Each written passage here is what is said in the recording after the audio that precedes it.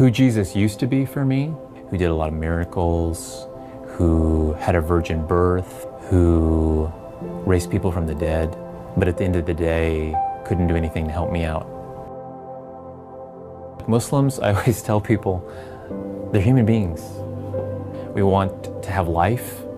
We want to be happy. We want families. We want security. We want peace. What makes Muslims different is that they live with this blueprint for life overlaid over every aspect of their lives that is called Islam. It gives you rules to follow in order to attain something. If I need faith in Islam, I gotta somehow drum up faith in myself. If I wanna have peace, I gotta somehow drum up peace.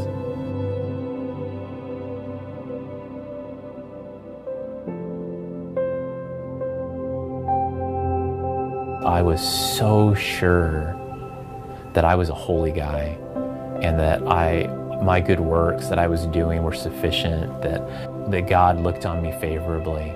And instead I got this overwhelming sense and feeling that not only was God's presence far from me, but his face was turned from me. It was like I was scrubbing the outside of a glass furiously, but the inside of the glass was full of junk and dirt and filth. And so I tried to be a better Muslim, and I tried to figure out some way that I could change my heart. And I just couldn't do it.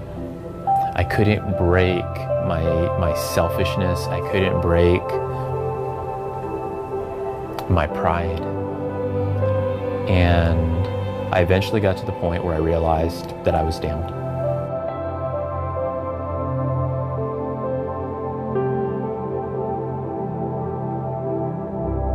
Hearing, the Bible preached week after week was interesting. Some things that they preached that were similar enough to Islam, I thought, wow, these Christians are so close. Other things, I thought, wow, they're so way off base. No wonder they're all going to hell. But one Sunday, the pastor was preaching on the cross. And so for me, this was like huge. Like this is the core of what's wrong with Christianity, that you believe that God could become a man. And this voice popped up and said,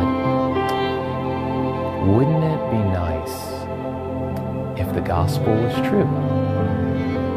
Wouldn't it be nice? This is a Christian fairy tale. I already know all the reasons why the gospel isn't trustworthy as it's presented in the Bible. But a part of me at that moment thought, I wish that the gospel was true. How can I ever believe that my God, whose honor is above reproach, would allow himself to be mocked, to be spit on, to be beaten, brutally tortured, and then stripped and nailed to a cross in full view of the public? God forgive me for even thinking, for considering this blasphemy. The God that I knew from the Quran would never do that. He would never have suffered on the cross like that. He never would have endured everything leading up to the cross. So if this is really the truth, and this is what I have to understand and believe in order to be saved, then I need you to show up and tell me, or do something, or give me a sign, anything. He instantly gave me a vision.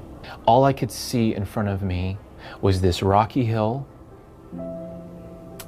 and I saw this man being crucified.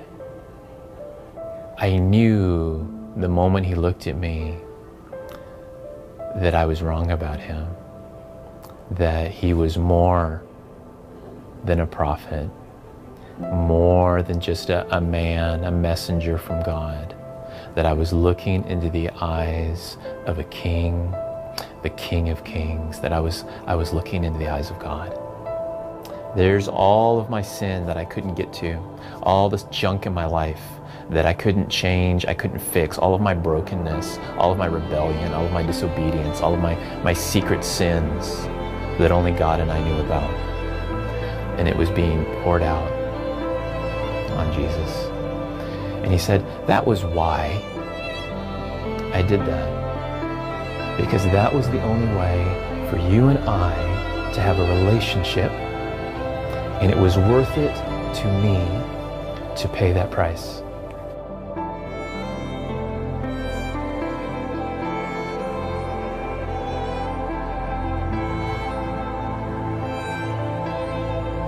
I know that I used to know so many things about religion, and that I was the guy that you came to ask questions, and I was really prideful about that. But God has humbled me and reduced me to two pieces of information that I know is fact, and this all really I have now, is that Jesus is the Messiah, Son of the living God, and that he was crucified for our sins.